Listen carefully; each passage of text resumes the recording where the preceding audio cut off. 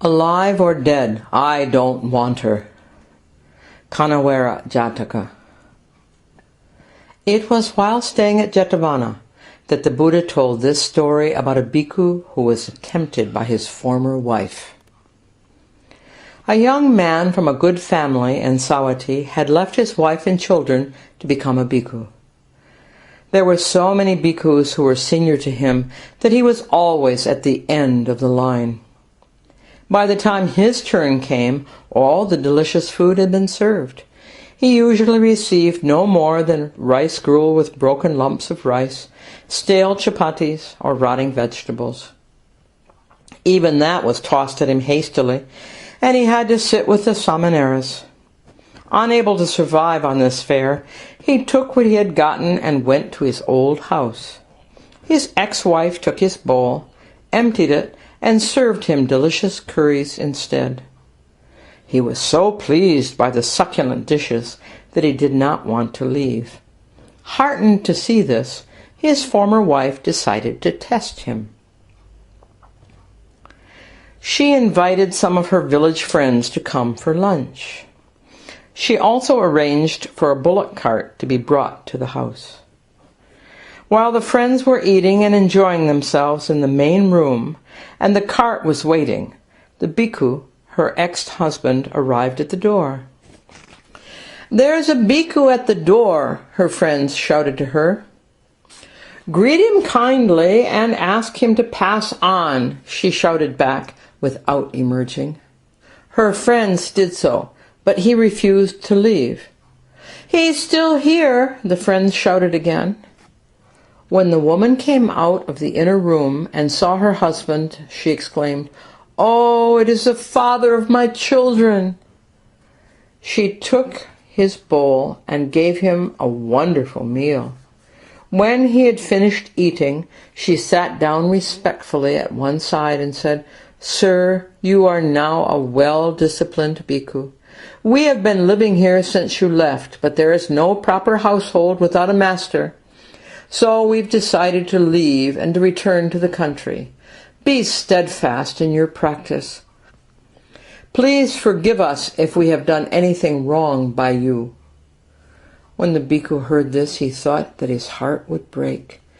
He struggled with his thoughts for a moment and then cried out, "Please don't go. I cannot live without you. I don't want to be a bhikkhu anymore. I'll take back my robe and bowl today. I'll come back and live with you. Please." His wife was overjoyed. She welcomed him back with open arms. He hurried back to Jetavana and told the other bhikkhus what he had decided, and tried to give them his bowl and robe. They took him straight away, against his will, to the Buddha. "Is it true, brother," the Buddha asked, "that you are ready to give up the holy life?" "Yes, venerable sir, it is true," the bhikkhu replied. "What has caused you to feel this way?" the Buddha asked. "I have met my former wife, and my passion for her has been rekindled," the bhikkhu answered. "Brother," the Buddha admonished him, "that woman is an evil threat to you. In former times, she was also a source of great danger for you. Once, because of her, you even had your head cut off." Then the Buddha told this story of the past. Long, long ago, when Brahmadatta was reigning in Varanasi, the Bodhisattva was born in a village of Kasi, and the astrologer who cast his horoscope predicted that he would become a thief. This prediction proved to be correct, for when he grew up, he made his living by breaking into houses and stealing whatever he could. He often targeted the houses of wealthy merchants and made off with great fortunes. He was notorious for his daring and his great strength, and it seemed that no one could catch him. The thief had robbed so many houses, and so many people had complained, that the king finally ordered the governor to arrest him without fail. The governor offered a sizable reward for his capture and stationed soldiers in all the likely places. At last, the thief made a mistake, fell into a trap, and was caught red-handed. Without hesitation, the king ordered his execution. As was the custom in Varanasi, the criminal's arms were tightly bound behind his back. A wreath of red Kanaweera flowers was hung around his neck, and brick dust was sprinkled on his head. To the beat of a harsh-sounding drum, he was marched to the execution site at the southern gate of the city. At every crossroads, the procession stopped, and he was beaten with whips. All along the way, townsfolk gathered to watch. Everyone was relieved and overjoyed that the thief who had plagued the city had been captured at last. As the procession passed the palace, a famous courtesan named Sama happened to lean out of an open window on the upper floor. When she saw the thief being dragged along, she noticed that even in fetters he was extremely handsome, standing head and shoulders above his guards. She immediately fell in love with him and began wondering how she could get him released. Sama was the most successful courtesan in Varanasi. She counted among her clients all the important men of the city, including the king. Her favors were so sought after that she regularly received 1,000 coins for a single night. After thinking for a few minutes, Sama entrusted one of her female servants with 1,000 coins. "Go to the governor," she told the servant. "Tell him that the thief who is being executed is Sama's dearly beloved brother. Give him the money and ask him, as a favor to Sama, to allow his prisoner to escape." The servant did as she was told, but the governor replied, "This is a notorious thief. I cannot simply let him go. But if I had another man as a substitute, I could put the thief in a covered carriage and send him to Sama." The servant reported this to her mistress. Early that evening, a rich young merchant, who was quite enamored of Sama and who visited her almost daily, arrived to see her.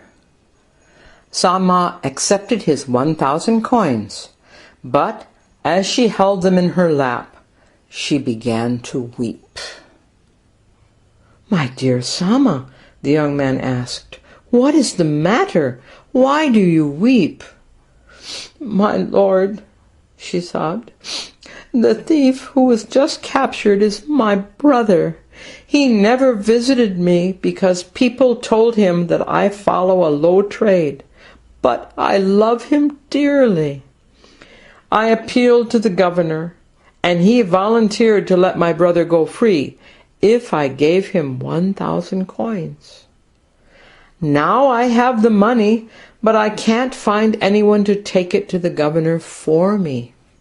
"Darling Sama," the young man said passionately, "you know how much I care for you. I would do anything for you. Please let me deliver the money. I can take it and hurry right back." "Oh, that is so sweet," Sama replied, drying her tears. "I would be so happy if you took this money to the governor." She handed the 1,000 coins to the unsuspecting young merchant and sent him off. Delighted with the second bribe of 1,000 coins, the governor seized the young man. After having the two men exchange clothes, the governor sent the thief, as he had promised, to Sama, and hid the merchant in a secret cell. "Everyone knows what the thief looks like," the governor said to himself, "so I can't send this young man out now. I'll have to figure out how to put him to death after it gets dark." He kept making excuses for the delay of the execution, and finally everyone gave up waiting and returned home. Then, with only a few torches lighting the execution site, he had the young merchant beheaded. The next morning, when the populace found the body exposed as a warning, they, of course, assumed that it was the thief and pointed it out to their children as a warning to behave. From that day, Sama refused offers from other men and spent all of her time with the thief. She lavished her affection on him and pampered him with every luxury, but she never let him out of her sight. "This woman is dangerous," the thief thought. "She says she loves me, but I am in a very precarious position. I know that I can't trust her. If she falls in love with someone else, she will betray me just like she did that other fellow. She would have me killed without a second thought. My only hope is to escape." As soon as he found the chance, he pilfered some of her jewels and hid them in a bundle so that he would not leave empty-handed. Shortly thereafter, when he had gotten everything ready, he said to her, "My dear, since I arrived here, we have stayed indoors like cockatoos in a cage. Let's go outside and enjoy ourselves in the garden." "That's a wonderful idea," she cried. She immediately ordered her servants to prepare a picnic lunch with plenty of delicious dishes. She adorned herself in her most expensive finery, and the two of them rode in an elegant closed carriage to a secluded garden. Sama was enjoying herself immensely, chasing her lover and being chased by him in return. Suddenly he grabbed her amorously and pulled her into a thicket of Kanaweera bushes. Pretending to embrace her passionately, he squeezed her so hard that she swooned and lost consciousness. Believing that he had killed her, he threw her body on the ground and stripped off all her jewelry, which he put in his bundle with the rest. As agile as a fleeing deer, he leapt over the wall and disappeared. When Sama regained consciousness, she called her attendants and asked what had become of her lover. "We do not know, ma'am. We haven't seen the young lord." "Oh, dear," she moaned. "He must have thought me dead and in his panic run away. Oh, my poor darling," she cried aloud, "I will not lie on my soft couch, and I will live in mourning until I have set eyes on you again." True to her word, she gave up her bed and began sleeping on the floor. She wore only rough clothing, stopped using perfumes, lotions, and cosmetics, and limited herself to only one meal a day. Determined to find her lover and to bring him back, Sama sent for a troupe of actors.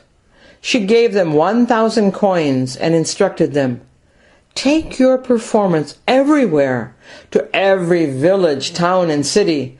Everywhere you go, to every crowd, sing this song. It was a joyous springtime with trees and shrubs brightly flowering. From her swoon, Sama has awakened. Now Sama lives, and Sama lives for you alone. If my husband is in the crowd, he will hear this song, and he will speak to you. When you meet him, tell him I am well, and ask him to come back with you. If you bring him back, I will give you a rich reward. If he refuses, then bring me back his message." After giving them even more for expenses, she sent them off. From Varanasi, the actors traveled throughout Kasi. They performed in even the smallest village and hamlet. At last they reached the border and set up their stage in a remote village of thieves. As they had done with every performance, they concluded by singing, It was a joyous springtime, with trees and shrubs brightly flowering. From her swoon Sama has awakened. Now Sama lives, and Sama lives for you alone. As soon as they had finished singing, Sama's thief stepped in front of the troop and said, "You say that Sama is alive, but I do not believe it. The dead do not come back to life." "Sama is not dead, nor was she ever so," one of the actors replied. "She told us to tell you that she has not allowed any man to take your place. Waiting for you, she lives in mourning. She sleeps on the floor and wears rough clothing. She no longer uses any makeup, and she takes only one meal a day. She swears, sir, that she loves you, and you alone." "Whether she is alive or dead, I don't want her," the thief declared. "Sama is fickle and has a roving eye. She once cast off a faithful man, and she would have betrayed me too if I hadn't fled." The actors immediately returned to Varanasi and reported to Sama exactly what the thief had said. All hope gone, she regretfully resumed her old way of life. Having concluded his story, the Buddha taught the Dhamma, and the backsliding bhikkhu attained the first path. Then the Buddha identified the birth. At that time, this bhikkhu was the rich young merchant. His former wife was Sama, and I was the thief.